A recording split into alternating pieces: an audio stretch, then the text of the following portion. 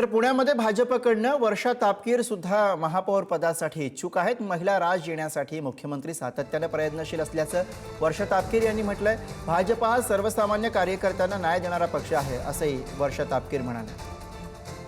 महिला राज येण्यासाठी महाराष्ट्राचे मुख्यमंत्री समस्त लाडक्या बहिणींचे लाडके देवाभाऊ यांनी महिला सक्षमीकरणासाठी लाडकी बहीण योजना आणून महिलांना खऱ्या अर्थाने सक्षमीकरण होण्यासाठी ते जसे प्रयत्नरत राहिले तसेच पुण्याचा महापौर हा महिला असावा यासाठी सुद्धा नक्कीच दक्षिण पुण्यामध्ये गेले 4 टर्म नगरसेवक म्हणून काम करत असताना भारतीय जनता पार्टीने जी संधी पक्ष म्हणून देईल ती नक्की संधी मी त्या संधीचं सोनं करेन।